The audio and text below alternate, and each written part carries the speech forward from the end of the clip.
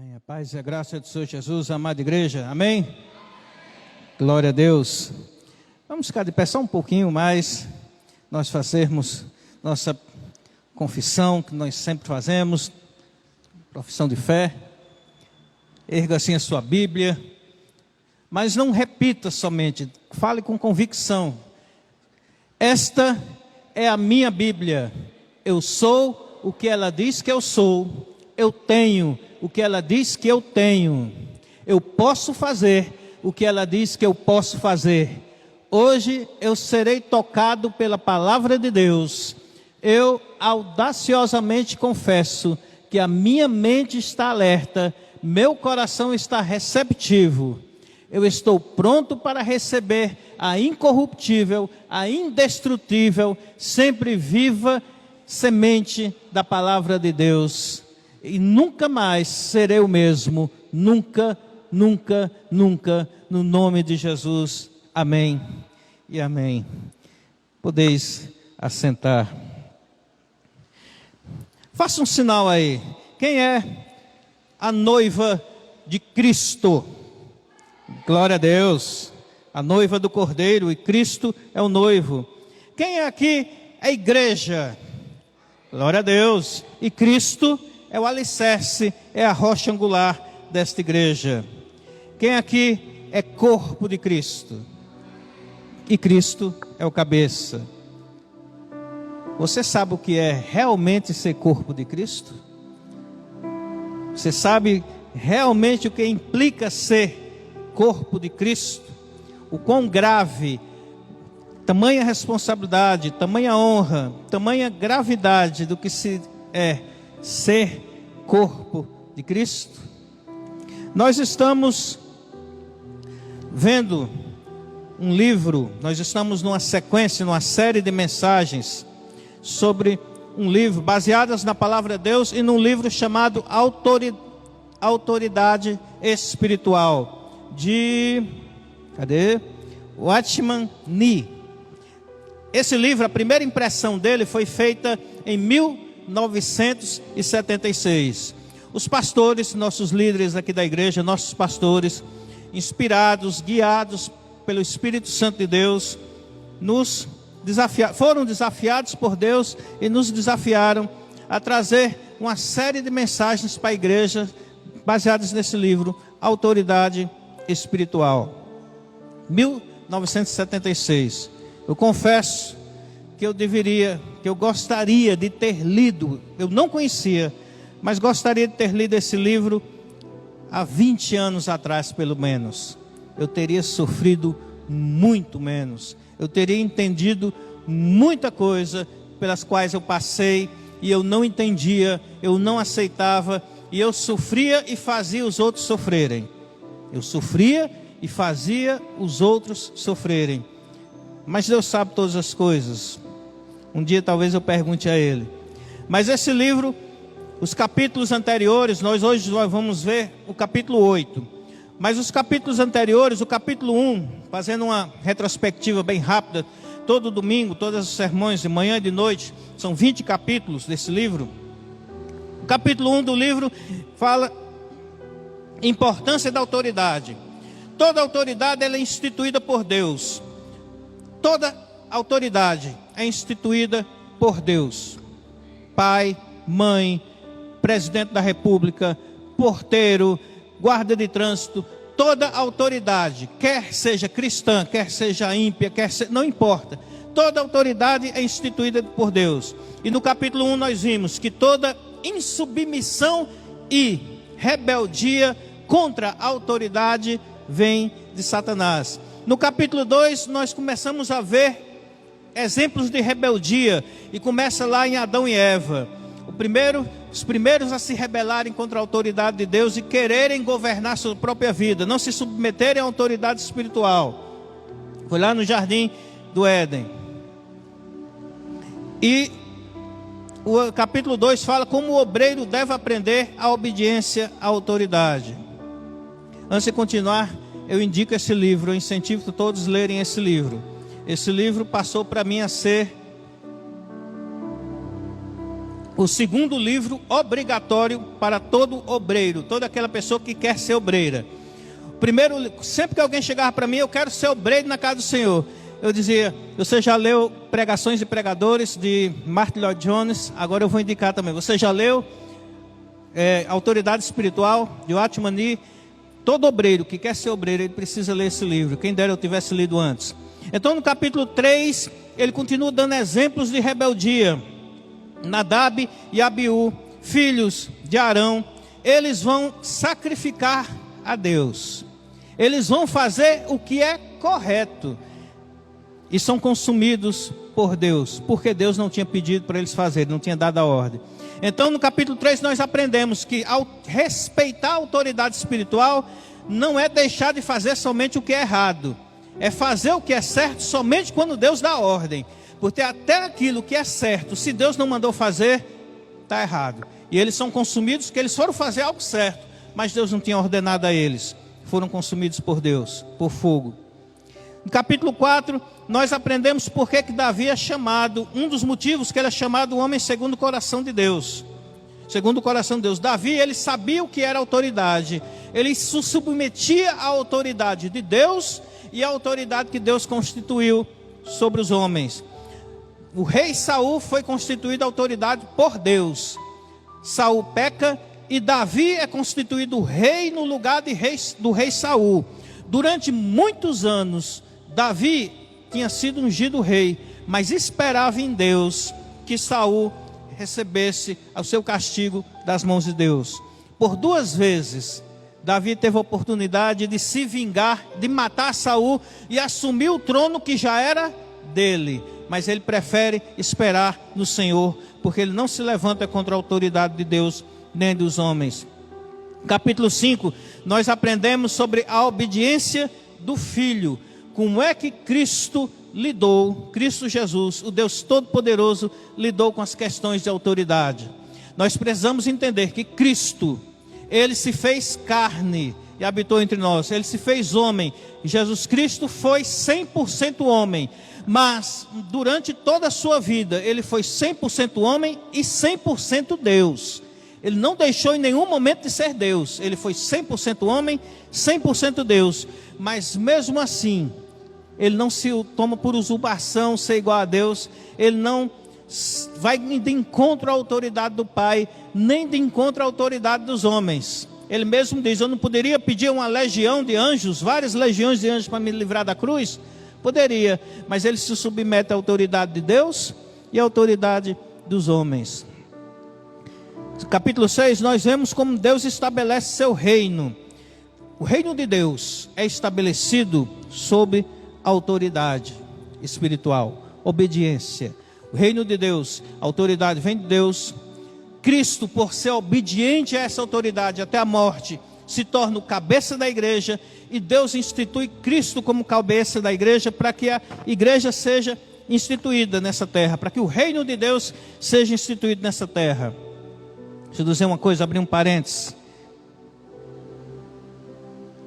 Aquela anarquia, aquela estupidez, aquela loucura que aconteceu lá em Brasília, homens, mulheres, líderes se dizendo cristãos, se dizendo evangélicos, orando, brigando, quebrando e em rebeldia para instituir alguma coisa, dizendo que era em nome de Deus. Eles estavam trabalhando, brigando, lutando para instituir o reino de Satanás. O reino de Deus é instituído por obediência à autoridade. Ah, mas eu não gosto do presidente que foi eleito. Ah, não gosto do governador que foi eleito. Eu não gosto do porteiro que quer mandar na portaria do meu prédio que foi eleito para ser porteiro. A Bíblia nos diz que ela não quer que você goste. Ela não pergunta se você gosta. Ela não pede para você gostar. Ela nos ordena a amar, a orar e abençoar os nossos líderes. Ah, mas o líder lá não votei nele. E o Kiko? Deus manda amar, orar, obedecer, abençoar essa liderança. Isso é instituir o reino de Deus. Da mesma forma, quando trazemos para a igreja: ah, mas eu não gosto do irmão. Abençoa, ora, segue, se submete. No capítulo 7, os homens devem obedecer à autoridade delegada. No capítulo 7, nós aprendemos que toda autoridade vem de Deus e nós devemos obedecer a essa autoridade. Ah, mas essa autoridade não está fazendo aquilo que eu gosto. Essa autoridade não está fazendo o que é correto. Nós devemos obedecer como cristãos a essa autoridade. E Deus que colocou, que deu autoridade a essa pessoa, é o Deus que resolve. É o Deus que vai julgar todas as coisas. E aí nós chegamos no capítulo 8, que fala a autoridade do corpo, a igreja. Vamos ler 1 Coríntios capítulo 12, do verso 12 a 21. 1 Coríntios 12, do 12 a 21 diz assim: ora, assim como o corpo é uma unidade, embora tenha muitos membros, e todos os membros, mesmo sendo muitos, formam um só corpo, assim também com respeito a Cristo, pois em um só corpo todos nós fomos batizados, em um único Espírito, quer judeus, quer gregos, quer escravos, quer livres, e a todos nós foi dado de beber de um único Espírito. O corpo não é feito de um só membro, mas de muitos. Se o pé disser, porque não sou mão, não pertence ao corpo, nem por isso deixa de fazer parte do corpo. E se o ouvido disser, porque não sou olho, não pertence ao corpo, nem por isso deixa de fazer parte do corpo. Se todo o corpo fosse olho, onde estaria a audição? Se todo o corpo fosse ouvido, onde estaria o olfato? De fato, Deus dispôs cada um dos membros do corpo segundo a sua vontade. Se todos fossem um só membro, onde estaria o corpo? Assim, há muitos membros, mas um só corpo. O olho não pode dizer à mão, não preciso de você. Nem a cabeça pode dizer aos pés, não preciso de vocês. Ao contrário, os membros do corpo que parecem mais fracos são indispensáveis. Até aí. Depois nós vamos ler Mateus, lá para frente. A questão da autoridade foi instituída por Deus nesse mundo. Então nós temos diversos aspectos dessa autoridade. Nós tivemos diversas manifestações dessa autoridade, que começa, por exemplo, na família. O pai tem autoridade sobre a família, e deve ser assim, é bíblico. A esposa tem autoridade sobre o comando da casa, sobre os filhos, deve ser assim, é bíblico. Nós temos autoridades governamentais, os governos, os prefeitos, presidentes, senadores. Nós temos as autoridades instituídas para organizar a sociedade, os policiais, os médicos, os bombeiros, né? O chefe de enfermagem, em toda instituição existe autoridade. O dono da empresa, o gerente da empresa, o supervisor da empresa. Só que o lugar que mais nós podemos aprender sobre a autoridade de Deus, sobre obediência à autoridade, sobre a autoridade espiritual, se chama igreja. Diferente de qualquer outra instituição, qualquer outro mover, qualquer outra organização, na igreja não dá para a gente fingir o que não é, não por muito tempo. Eu posso obedecer o meu patrão por obrigação salarial, isso não é respeito à autoridade, viu? Se você obedece ao seu líder no seu trabalho, ao supervisor, ao patrão, se o filho obedece ao pai por obrigação, isto não é respeito à autoridade, isso é pecado. Mas eu estou obedecendo, é pecado. Tem que ser de coração. E aí entra a igreja. Deus institui a igreja também para nós aprendermos sobre o que é autoridade, porque na igreja não dá para fingir. Como a igreja é algo espiritual e Cristo é o cabeça desse corpo, então na igreja tem que ser de coração. Se eu sirvo na igreja, se eu sirvo ao Senhor, ou se eu lidero na igreja, tem uns que servem, tem uns que lideram, e tem uns que fazem as duas coisas, porque tem pessoas que eu estou comandando, mas também tem pessoas acima de mim, digamos assim. E não é de coração, eu não faço eu não entendo realmente o que significa autoridade, respeito, submissão. Mais cedo ou mais tarde eu vou deixar de fazer, mais cedo ou mais tarde eu vou me tornar uma pedra de tropeço na igreja. Mais cedo ou mais tarde eu vou me rebelar, vou trazer transtorno para a igreja. Então nós vamos aprender hoje de manhã alguns pontos da palavra de Deus sobre o corpo de Cristo. Eu perguntei e vocês afirmaram: eu sou o corpo de Cristo. O que significa ser corpo de Cristo? É só ser membro de uma igreja? É só ter a carteirinha de membro? é só servir na igreja. Não, eu sirvo na igreja. Eu faço parte da Lagoinha Sertão, do Juazeiro do Norte. Eu trabalho na igreja, eu sou membro. Será que é só isso? O texto que nós lemos, ele nos diz algumas verdades. E a palavra de Deus também nos diz algumas verdades. A primeira delas é que Cristo é o cabeça da igreja, do corpo. Ele é o cabeça do corpo.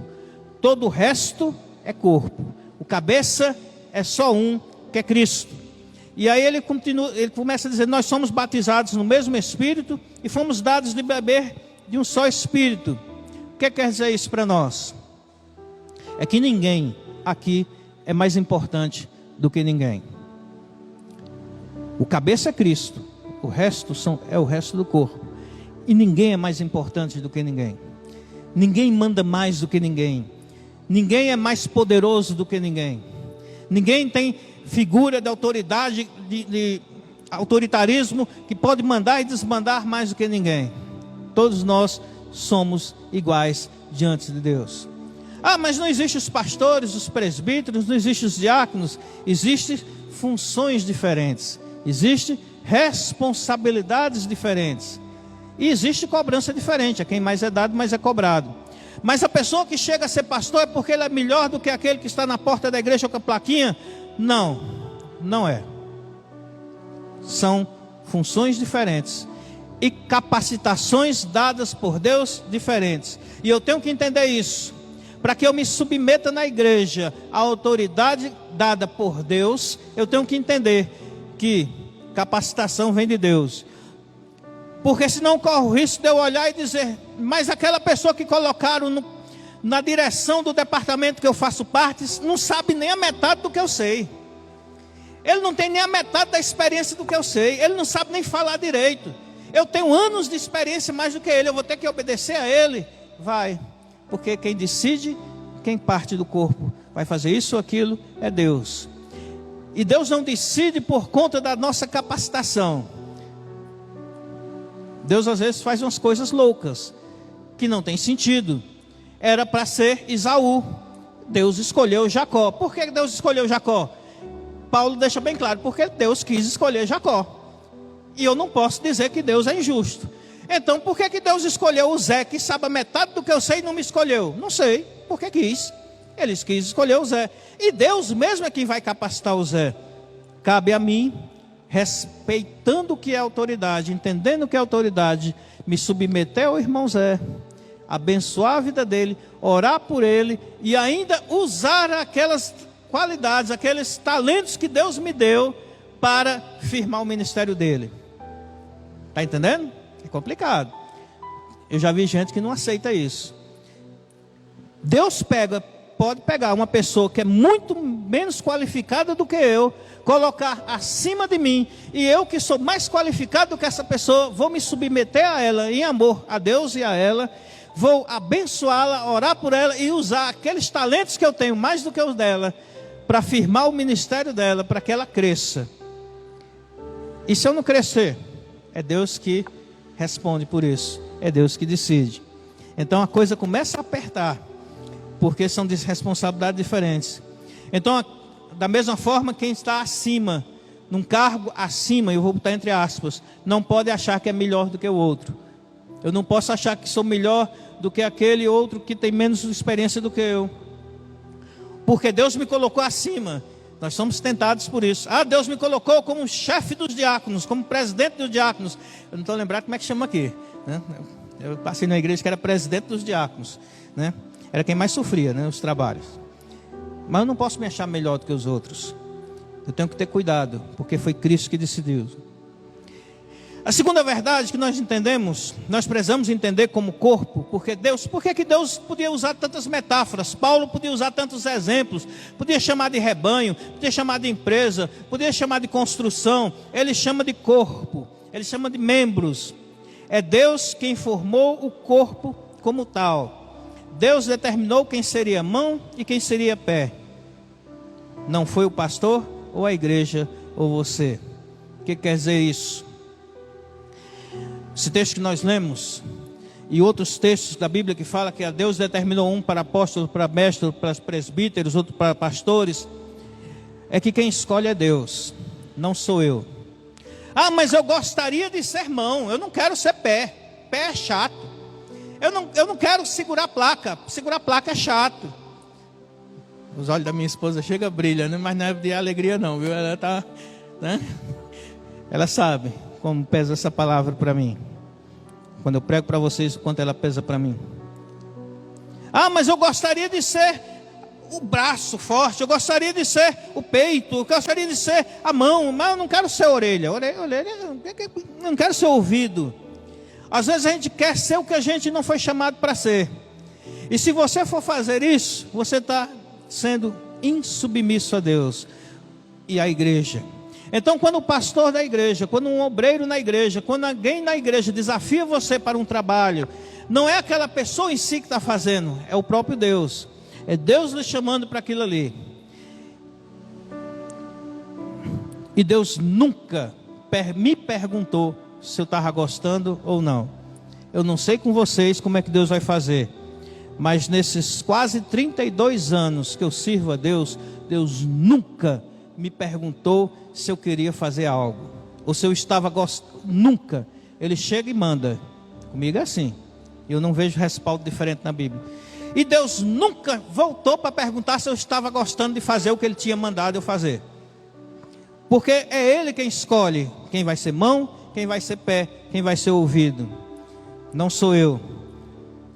Você sabe qual é a sua função no corpo? Você faz parte do corpo. Você sabe qual é a sua função no corpo? Terceira verdade é que nós precisamos uns dos outros e nós devemos cuidar uns dos outros. Nós precisamos uns dos outros, né? Eu já estou meio engembrado de algumas dores. Meu joelho está aqui na base da joelheira, né? Dói pra caramba. Mas eu não posso mandar cortar fora, porque eu preciso dele. Mas ele dói, mas eu preciso. Ele incomoda, mas eu preciso, né? Não está 100%, mas eu preciso dele, né? Legal.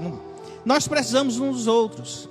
E às vezes a gente acha que é autossuficiente. Por isso que Cristo, aliás, Deus, na sua infinita sabedoria, instituiu o seu maior exemplo, o seu maior lugar de trabalho, questão de autoridade e submissão à igreja.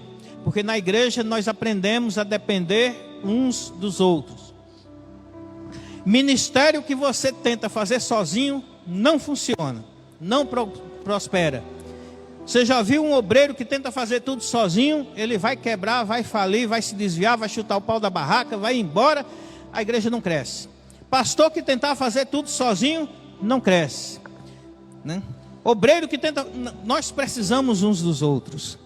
E nessa questão de precisar um dos outros, entra a sabedoria de Deus. Por quê? Porque às vezes, lá fora no mundo, no ímpio, como é que funciona? O menor precisa do maior, não é assim? É o lógico, né?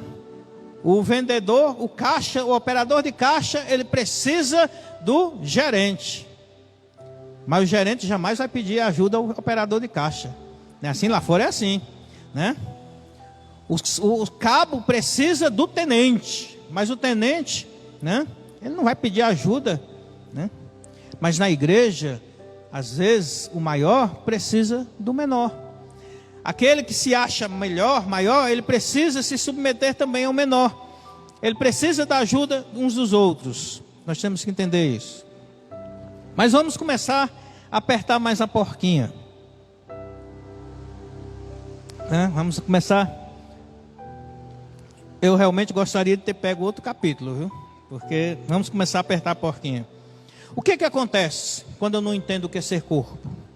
O que acontece quando eu não me submeto à liderança de Deus e à liderança dos homens?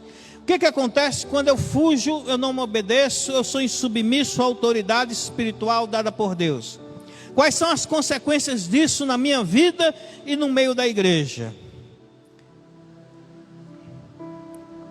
Primeira consequência, eu vou dar um exemplo aqui. É quando o olho decide que não quer ser mais olho.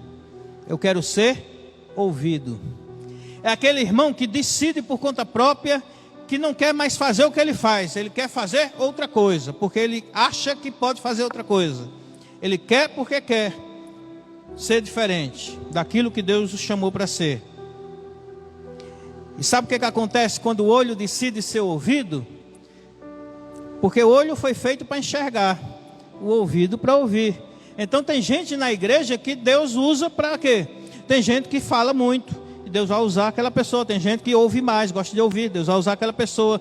Tem gente que tem ideias, e Deus vai usar aquela pessoa. Tem gente que gosta de botar ideias em prática. Ele não gosta de ter ideias, mas quando ele ouve a ideia de alguém, ele diz, não, então vamos fazer.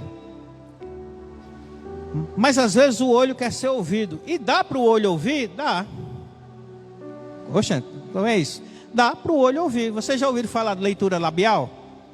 Leitura labial é aquela técnica que algumas pessoas têm, muito usada em futebol e na política. Futebol e política fica um bocado de gente espionando de longe com um binóculo, olhando a boquinha das pessoas se mexerem. E a técnica faz com que a pessoa entenda o que é que o outro está falando. Então o olho consegue ouvir o que o outro está falando. Mas por mais técnica que ele tenha na questão da leitura labial, a única coisa que ele consegue é saber as palavras que o outro falou. Ele não consegue entender, ele não consegue sentir a entonação, a impostação da voz.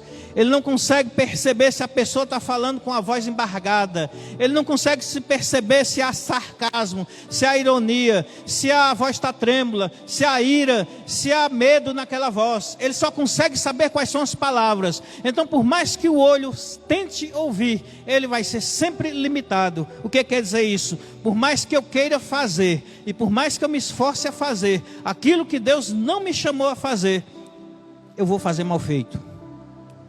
Por mais que eu ore, por mais que eu jejue, por mais que eu me consagre, se eu quero fazer aquilo que Deus não me chamou a fazer, eu sempre vou ser limitado. A obra do Senhor sempre vai ser prejudicada, porque vai ser mal feita. Então todas as vezes que o olho quer fazer o que ele... Eu vou dar um exemplo aqui. Conhecia muitos anos atrás.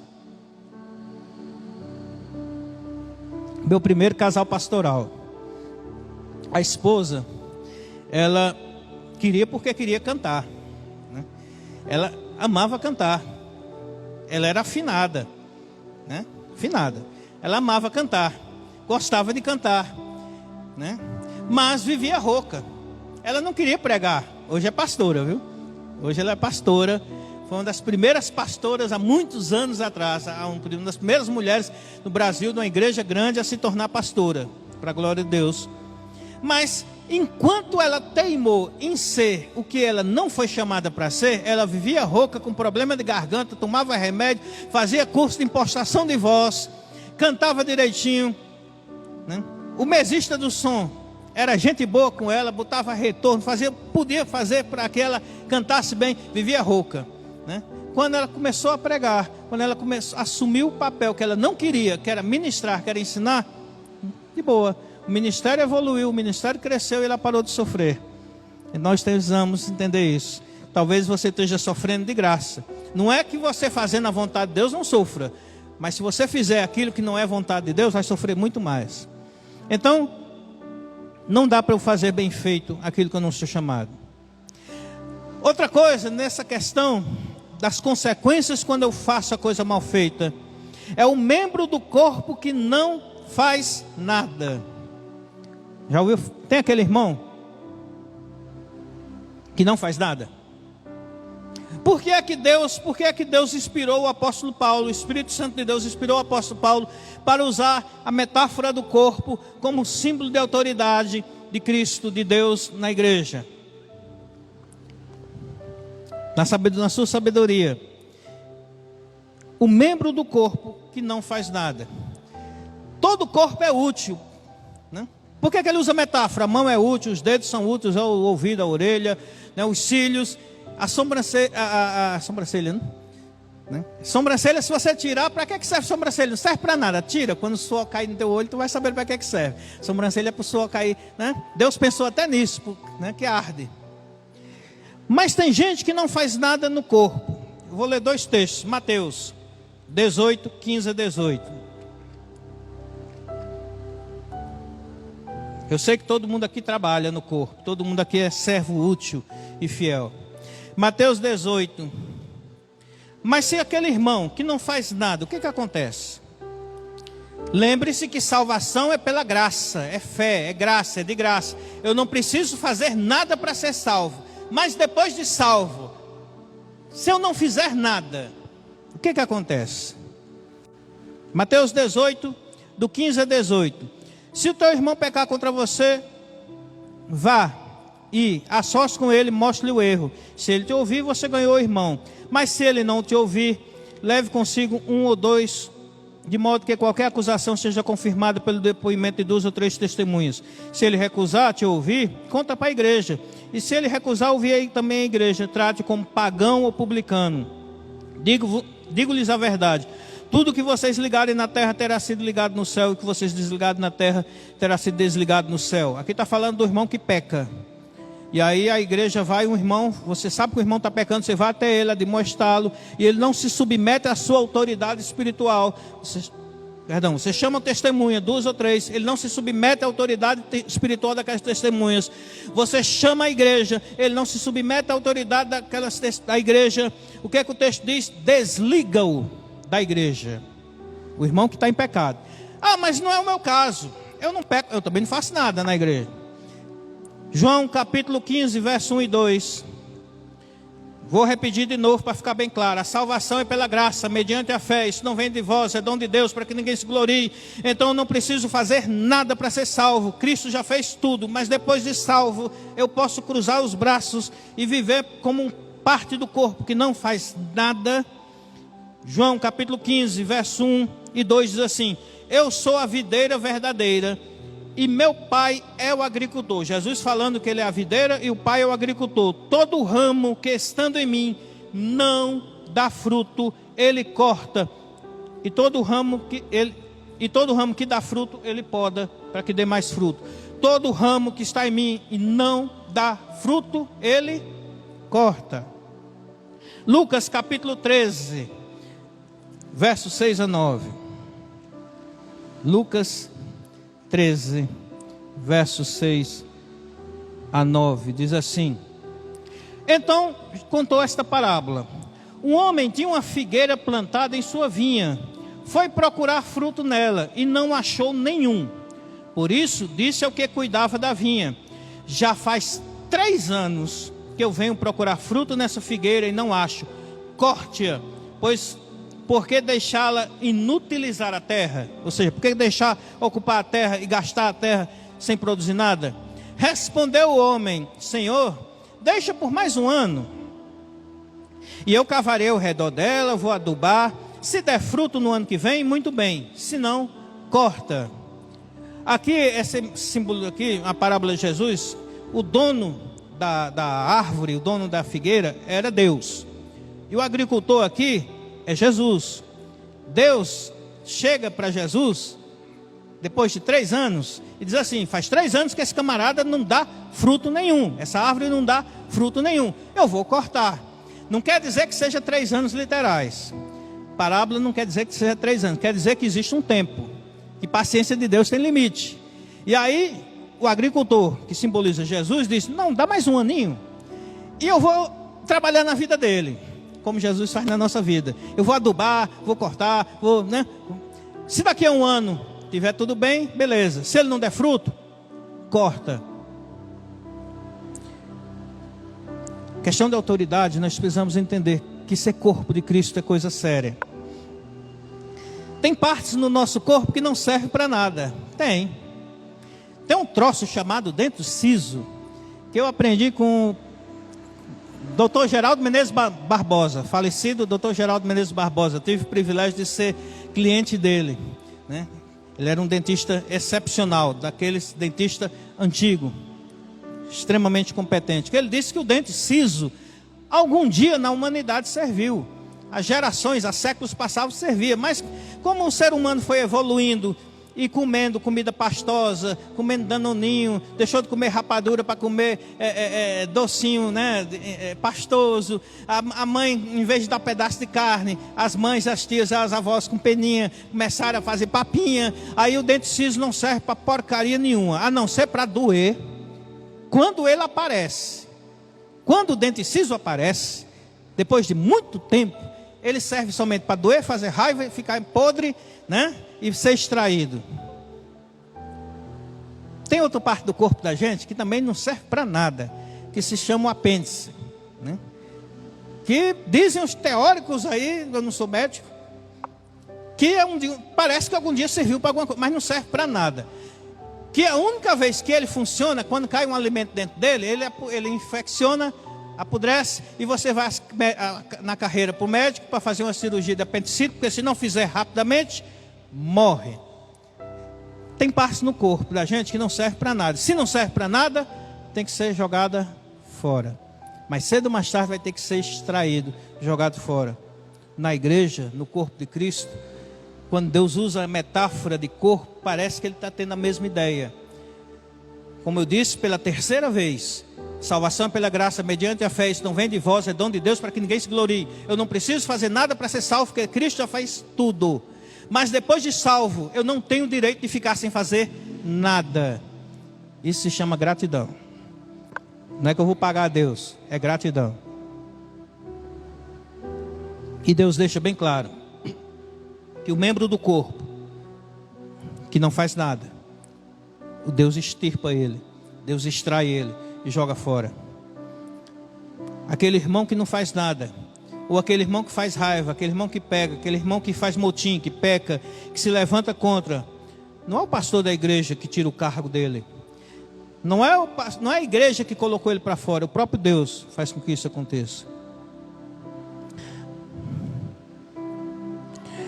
Membro do corpo que se levanta contra o outro.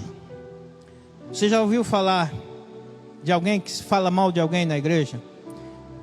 Quando eu falo mal do pastor, eu estou falando mal do pastor? Não. Porque ele não é pastor porque ele decidiu ser pastor. Ele não é pastor porque ele fez faculdade de pastor. Ele não é pastor porque alguém decidiu que ele seria pastor. Ele é pastor porque Deus colocou ele como pastor. Então, quando eu digo que um pastor, eu vou usar palavras duras. Quando eu digo que um pastor não presta, eu estou dizendo que Deus escolheu um pastor que não presta. Quando eu me levanto contra um pastor, que eu digo, o pastor não presta, eu estou me levantando contra Deus. Quando eu me levanto contra o irmão do som, que tem um líder do som aqui, é a primeira igreja, graças a Deus, que tem mais de uma pessoa no som, tem várias, né? É por isso que eu não me meti no som. Eu tenho uma desculpa de não me meter no som nessa igreja, porque tem muita gente boa no som, então eu posso me dedicar a outras coisas, né? Era meu ministério durante muitos anos. Mas quando eu me levanto contra ele, eu estou me levantando contra o Deus que colocou ele. Então, quando você vê um irmão falando mal de uma liderança, pode ser do pastor da igreja, pode ser do chefe da limpeza, né? Que aqui são os diáconos, né? Tem o rodízio dos diáconos, mas tem o chefe dos diáconos, o líder dos diáconos. Essa pessoa está se levantando contra Deus. Quer um conselho? Se afasta dela. Quando alguém chega falando mal de alguém para você, de um obreiro, de um irmão da igreja, de uma autoridade da igreja, não é o irmão falando mal da pessoa, o irmão está falando, se levantando contra Deus, é um enviado de Satanás. Se afasta dele. Não, irmão, estou ocupado, tem tempo não, tchau, né? A Bíblia só aceita tem uma exceção, que é, se você sabe que um presbítero da igreja, um pastor da igreja, um líder da igreja está em pecado, você sabe que ele está em pecado, chame 2 ou 3 testemunhas que viram o pecado, que sabem, não é ouviram falar, e vão até ele conversar com ele, que é o texto de Mateus que nós lemos. É a única exceção que existe. Eu ouvi falar que a irmã Vera está em pecado. Você tem prova, você viu, e quem viu também vai com você? Não, eu ouvi falar. É de Satanás, é do diabo. Não é assim que Deus trabalha na igreja. Então temos que ter cuidado. É por isso que tem igrejas. E nós, glória a Deus por isso, porque a igreja Lagoinha Deus trouxe sobre essa igreja esse livro. Porque eu já vi tanta igreja que começa bem e começa a crescer como a Lagoinha está crescendo. Glória a Deus por isso. Mas lá na frente começam as rebeliões, Começa obreiro quer ser mais ser obreiro. Aí começa os rachas da igreja. Começa fulano saindo para um lado, ciclano saindo para o outro, cada um querendo mandar na sua vida. E aí a coisa desanda. Nós temos que entender que a liderança é instituída por Deus. Outra coisa, membro que não aceita disciplina, que é o texto de Mateus. Quando Deus for disciplinar você, nós temos que entender como é que Deus age. Primeiro, nem sempre, quando eu erro, nem sempre Deus vai usar um membro do corpo inferior a mim, aliás, superior a mim, para vir falar comigo. Nem sempre Deus vai fazer isso. Às vezes Deus vai pegar aquele irmãozinho bem humilde para vir me disciplinar, para vir me admoestar, para provar minha humildade. Então, eu tenho que ter cuidado de aceitar aquela disciplina. Membro do corpo que não aceita disciplina. Nós temos que cuidar uns dos outros, né? Com amor e com zelo. Então, quando alguém chega para lhe disciplinar, quando alguém chega para lhe corrigir, quando alguém chega, meu irmão, minha irmã, não faça assim, não vá por aqui, não vá por ali, nós temos que aceitar. Mas deixa eu dizer uma coisa bem, no cearense, bem joiada para vocês. Nem sempre Deus vai usar aquele irmão mais dócil, mais meigo, mais amável, para vir trazer correção para você. Às vezes o bicho é bruto que dói. Ele chega já esculachando. Ele já chega, aquele mimimi, aquele politicamente correto. Não tem que falar com amor, não tem que falar a verdade com amor. Mas vai ter casos. E eu tive que baixar a cabeça. O irmão parecia um jumento dando patada. Mas eu olhei para ele e a raiva que eu estava não era dele. A raiva que eu tinha era porque o que ele estava falando era verdade. Não tinha nem como eu desmentir. E como ele estava falando era verdade, eu tive que baixar a cabeça. Mas ele foi grosso, não importa. Ah, mas ele foi ignorante, não importa. Deus cuide disso. Deus trabalha a vida dele porque o temperamento dele ser mais manso. Mas nem sempre tem membros do corpo que são mais meigos do que os outros, né? A orelha é ouvido, ó, bem lisinho, né? A mão é mais calejada. Aí tem às vezes que Deus vai usar aquele irmão que é mão, cheio de calo, para vir demonstrar a gente. Vamos ficar de pé. E aí, você é corpo de Cristo realmente? Você tem sido corpo de Cristo realmente? Você tem trabalhado como corpo de Cristo?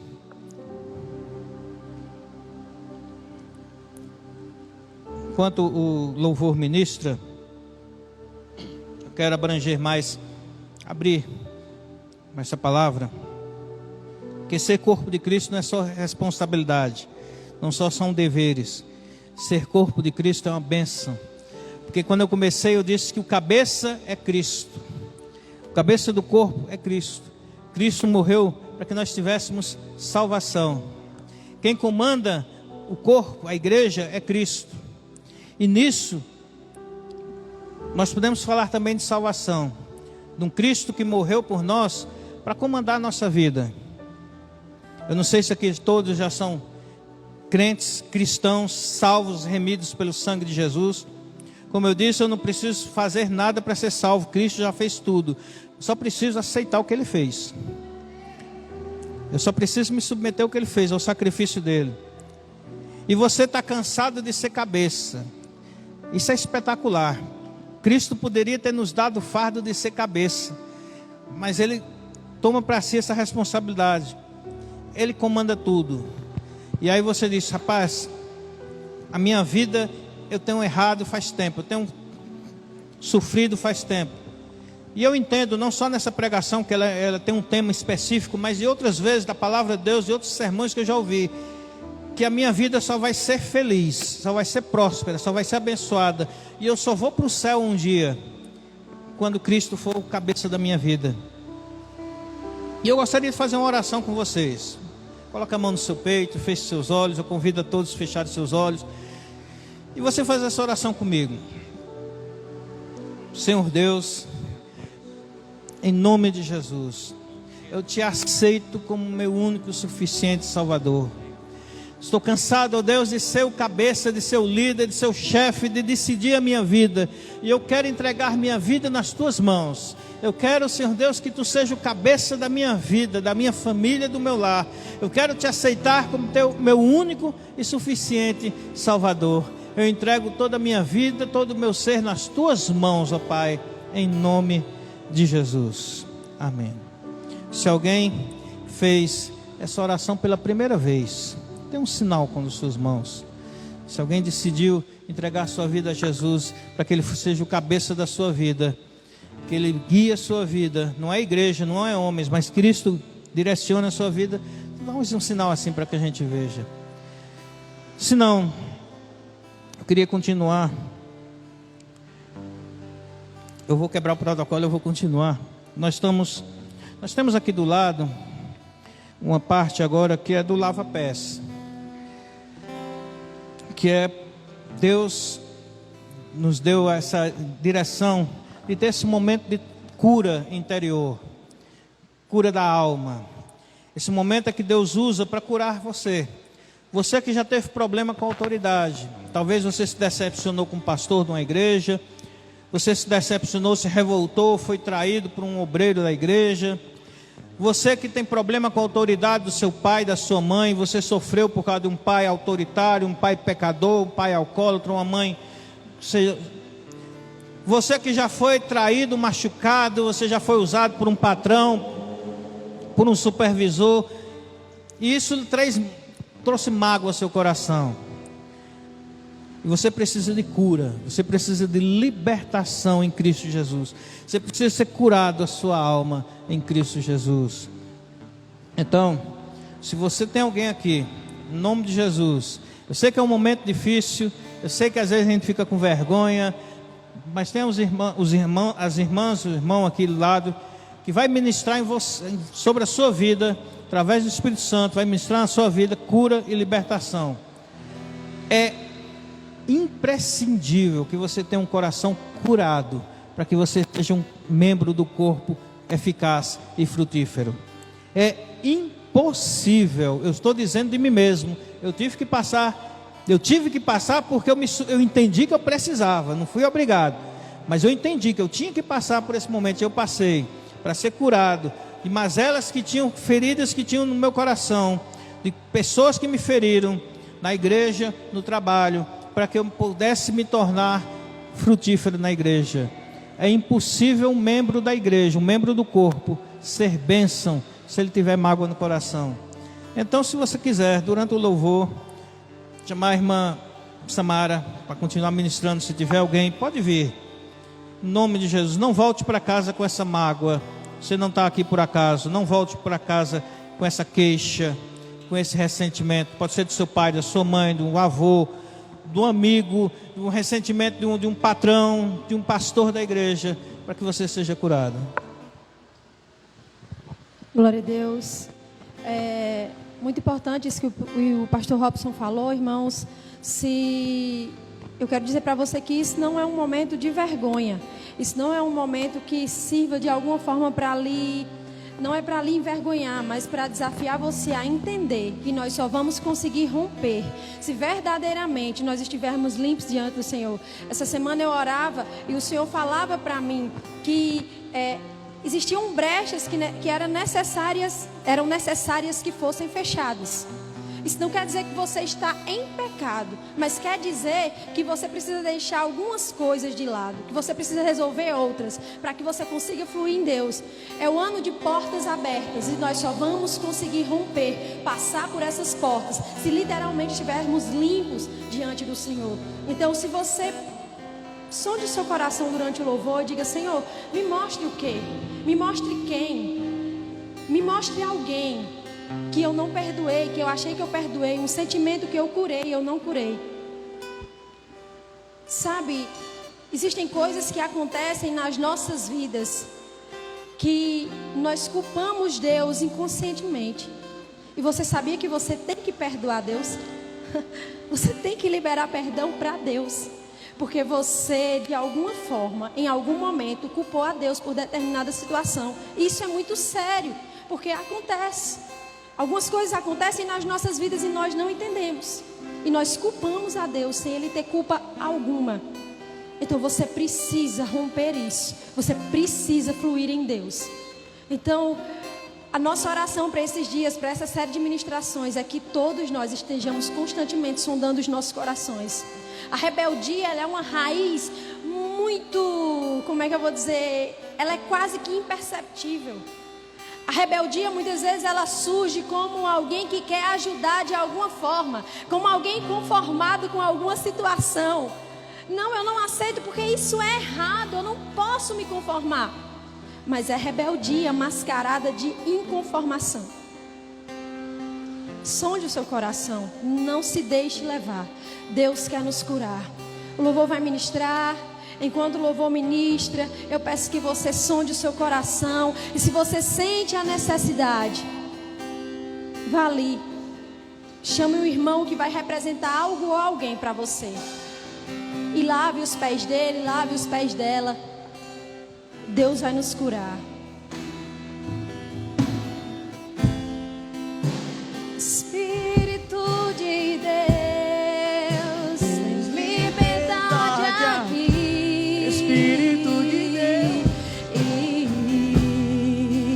tens liberdade aqui.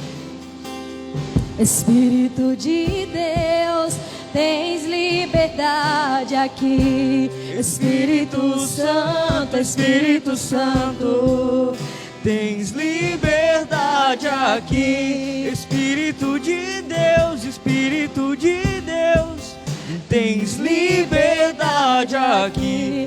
Espírito Santo, Espírito Santo, diga: eu sou tua casa.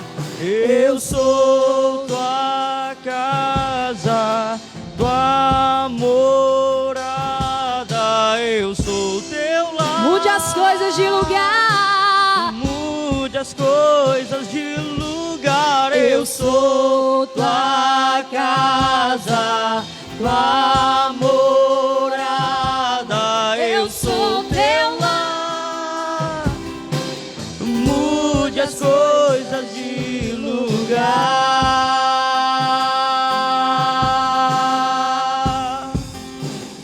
De lugar, Senhor. Diga: tens liberdade aqui. Tens liberdade aqui, Espírito de Deus, Espírito de Deus. Aleluia. Tens liberdade aqui, Espírito Santo, Espírito Santo.